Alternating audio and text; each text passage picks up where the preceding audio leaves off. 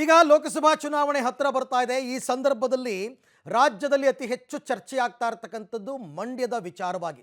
Mandya Lok Sabha ticket JDSಗ BJPಗ ಇವೆಲ್ಲವೂ ಕೂಡ ಚರ್ಚೆ ಆಗ್ತಾ ಇದೆ.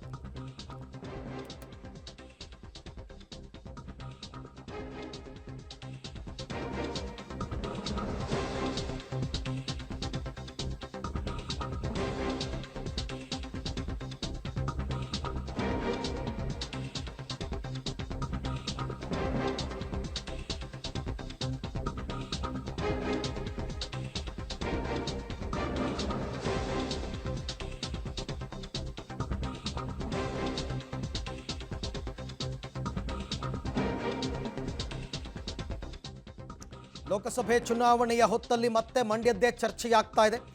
ಮೈಸೂರಿನಲ್ಲಿ ಪ್ರಮುಖವಾಗಿ ಅಮಿತ್ ಶಾ ಅವರು ನಿನ್ನೆ ಸಭೆಯನ್ನು ನಡೆಸಿದರು. ಆ ಸಭೆಯ ಬಳಿಕ ಇವತ್ತು HD ಕುಮಾರಸ್ವಾಮಿ ಅವರು ಪ್ರತಿಕ್ರಿಯೆ ಕೊಟ್ಟಿದ್ದಾರೆ.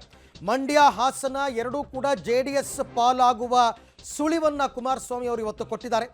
ಮಂಡ್ಯದಲ್ಲಿ ಕಳೆದ ಬಾರಿ 2019ರಲ್ಲಿ ನಿಖಿಲ್ ಅವರನ್ನು ರಾಜಕೀಯವಾಗಿ ಮುಗಿಸುವಂತಹ ಪ್ರಯತ್ನ ಮಾಡಿದ್ರು. ಪಾಪ ನಿಖಿಲ್ ಅಮಾಯಕ, ಆತನಿಗೇನೂ ಕೂಡ ಗೊತ್ತಾಗಲಿಲ್ಲ. ಹಾಗೆಯೇ ಈ ಬಾರಿ ಹಾಸನ ಮಂಡ್ಯ ಎರಡೂ ಕಡೆ JDS ಅಭ್ಯರ್ಥಿನೇ ಗೆಲ್ಲಬೇಕು. ಸಣ್ಣ ಪುಟ್ಟ ಸಮಸ್ಯೆಗಳಿವೆ, ಇಲ್ಲ ಅಂತಲ್ಲ, ಅದನ್ನು ನಾವು ಬಗೆಹರಿಸ್ಕೊಳ್ತೀವಿ. ಜೊತೆಗೆ ಮೋದಿಯವರು 3ನೇ ಬಾರಿಗೆ ಪ್ರಧಾನಿಯಾಗೋದನ್ನು ತಪ್ಪಿಸೋದಕ್ಕೆ ಯಾರಿಂದಲೂ ಸಾಧ್ಯವಿಲ್ಲ ಅಂತ ಹಾಸನದ ಚನ್ನಂಗಿಹಳ್ಳಿಯಲ್ಲಿ ಮಾಜಿ CM ಕುಮಾರಸ್ವಾಮಿ ಅವರು ರಿಯಾಕ್ಟ್ ಮಾಡಿದರು. ಸೊ ನೂರಾರು ವಿಚಾರಗಳು, ದಾಖಲೆಗಳು ಚರ್ಚೆಗಳಿಗೆ ಬರ್ತಾನೆ ಇತ್ತು. ಆದರೆ ನಿನ್ನೆ ಆ್ಯಕ್ಚುಲಿ ನಿಖಿಲ್ ಕುಮಾರಸ್ವಾಮಿ ಅವರು ಕೂಡ ಇದ್ರ ಬಗ್ಗೆ ಮಾತನಾಡಿದರು. ನಿಖಿಲ್ ಕುಮಾರಸ್ವಾಮಿ ಅವರು ಮಾತನಾಡಿದ ಬೆನ್ನಲ್ಲೇ ಇವತ್ತು ಕುಮಾರಸ್ವಾಮಿ ಅವರು ಕೂಡ ರಿಯಾಕ್ಟ್ ಮಾಡಿದ್ದಾರೆ. ಅವರ ಮಾತಿನ ಒಳಾರ್ಥ ಹಾಸನ ಮತ್ತು ಮಂಡ್ಯ ಎರಡೂ ಕೂಡ JDS ಪಾಲಾಗುತ್ತೆ ಅನ್ನೋ ರೀತಿಯಲ್ಲೇ ಅವರು ಮಾತನಾಡಿದ್ದಾರೆ. ಕಳೆದ ಬಾರಿನೇ ಗೆಲ್ಲಬೇಕಾಗಿತ್ತು, ಬಟ್ ನಿಖಿಲ್ನನ್ನು ರಾಜಕೀಯವಾಗಿ ಮುಗಿಸೋದಕ್ಕೆ ಎಲ್ಲರೂ ಸೇರ್ಕೊಂಡು ಹುನ್ನಾರ ಮಾಡಿಬಿಟ್ರು. ಬಟ್ ಈ ಸರ್ತಿ ಹಾಗಾಗಲ್ಲ.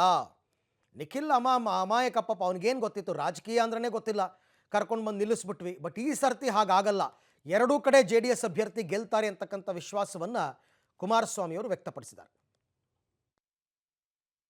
ಮಂಡ್ಯದ್ದು ನೋಡ್ತಾ ಇದ್ದೇನೆ. ಮಂಡ್ಯದ ಪ್ರತಿನಿತ್ಯ ಒಂದು ಧಾರಾವಾಹಿ ಇರಲೇಬೇಕು.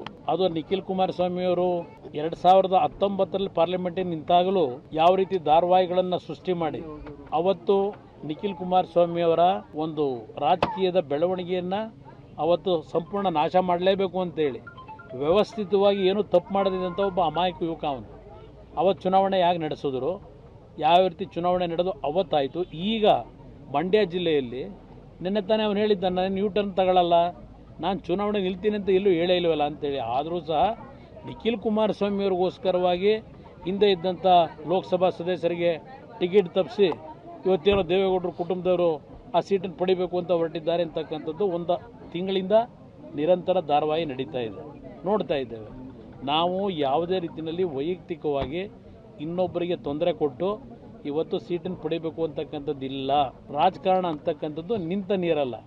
ಅದರಿಂದ ಪ್ರತಿನಿತ್ಯ ಮಾಧ್ಯಮಗಳಲ್ಲಿ ಕಾನ್ಸಂಟ್ರೇಷನ್ ಅದೇ ಇದೆ ಮಂಡ್ಯದ.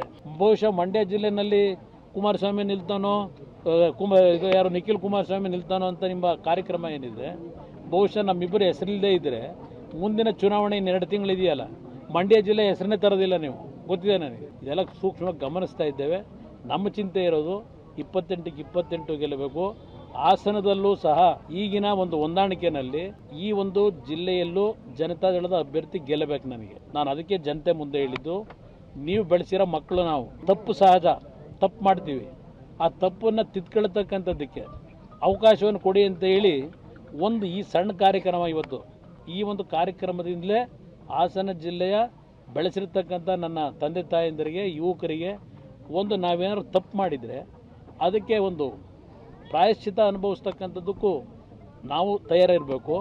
ಸರಿಪಡಿಸ್ಕೊಳ್ತಕ್ಕಂಥದ್ದಕ್ಕೆ ಅವಕಾಶ ಕೊಡಿ ಅಂತಕ್ಕಂಥ ಅದಕ್ಕೆ ಇವತ್ತು ನಿಮ್ಮ ಮುಖಾಂತರ ಮನವಿ ಮಾಡಿದ್ದೆ.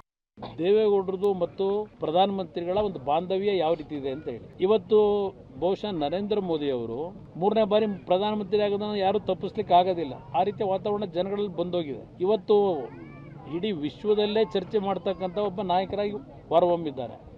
ಅಂಥವರು ಇವತ್ತು ಹಾಸನ ಜಿಲ್ಲೆಯ ಒಬ್ಬ ಮಣ್ಣಿನ ಮಗ, ಇಲ್ಲಿಂದ ಬೆಳೆದಂಥ ಒಬ್ಬ ಸಾಮಾನ್ಯ ರೈತ ಕುಟುಂಬದ ಒಬ್ಬ ಮಾಜಿ ಪ್ರಧಾನಮಂತ್ರಿ ಅಂತ ನಾನು ಹೇಳಲ್ಲ, ರೈತನ ಮಗನಿಗೆ ಇವತ್ತು ಸಹ ಅವರ ಕಚೇರಿಗೆ ಹೋದರೆ ಯಾವ ರೀತಿ ಅವ್ರನ್ನ ಟ್ರೀಟ್ ಮಾಡ್ತಾರೆ, ಯಾವ ರೀತಿ ಗೌರವಿಸ್ತಾರೆ ಅಂತಕ್ಕಂಥದ್ದನ್ನು ಇತ್ತೀಚೆಗೆ ನೀವೇ ಮಾಧ್ಯಮಗಳಲ್ಲಿ ಬಿಂಬಿಸಿದ್ದೀರಿ. ಅದರಿಂದ ಇಲ್ಲಿ ಪ್ರಶ್ನೆ 28ಕ್ಕೆ 28 ಸ್ಥಾನ ನಾವು ಗೆಲ್ಲಬೇಕು ಅಂತ ಇರ್ತಕ್ಕಂಥದ್ದು.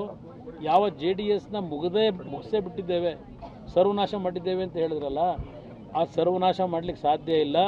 ಇದೇ JDS ಪಕ್ಷದಿಂದಲೇ ಮುಂದಿನ ರಾಜ್ಯದ ಅಭಿವೃದ್ಧಿಗಳೇನಿದೆ, ಹಲವಾರು ನೀರಾವರಿ ಯೋಜನೆಗಳಿರಲಿ, ಹಲವಾರು ಸಮಸ್ಯೆಗಳಿಗೆ ಪರಿಹಾರವನ್ನು ತರತಕ್ಕಂಥ ಧ್ವನಿ ಎತ್ತಲಿಕ್ಕೆ ಇವತ್ತು ಈ ರಾಜ್ಯದಲ್ಲಿ ಹೊಸ ಒಂದು ರಾಜಕೀಯದ ಅಧ್ಯಾಯ ಪ್ರಾರಂಭ ಮಾಡಬೇಕು ಅಂತಲೇ ಇವತ್ತು ಸೊ ಇದು ಕುಮಾರಸ್ವಾಮಿ ಅವರ ಮಾತು. ಅವರು ಸಾಕಷ್ಟು ಸ್ಪಷ್ಟವಾಗಿ ಹೇಳಿದ್ದಾರೆ, ಸೂಕ್ಷ್ಮತೆಯಿಂದನೂ ಕೂಡ ಹೇಳಿದ್ದಾರೆ. ಹಾಸನದಲ್ಲಿ JDS ಅಭ್ಯರ್ಥಿ ಗೆಲ್ಲಬೇಕು ಅಂದರೆ ಹಾಸನ JDSಗೆ, ಮಂಡ್ಯದಲ್ಲಿ ನಮ್ಮ ಅಭ್ಯರ್ಥಿ ಗೆಲ್ಲಬೇಕು, ಮಂಡ್ಯ JDSಗೆ ಅಂತಕ್ಕಂಥದ್ದನ್ನು ಸೂಕ್ಷ್ಮವಾಗಿ ಹೇಳಿದ್ದಾರೆ. ಅದರ ಜೊತೆಗೆ ಏನು ಕೆಲವು ಹುನ್ನಾರಗಳು ನಡೀತಾ ಇದೆ ನಿಖಿಲ್ ಕುಮಾರಸ್ವಾಮಿ ಹೆಸರಿನಲ್ಲಿ, ಅದೆಲ್ಲ ಈ ಸರ್ತಿ ನಡೆಯಲ್ಲ ಅನ್ನೋ ಎಚ್ಚರಿಕೆಯನ್ನು ಕೂಡ ಕೊಟ್ಟಿದ್ದಾರೆ.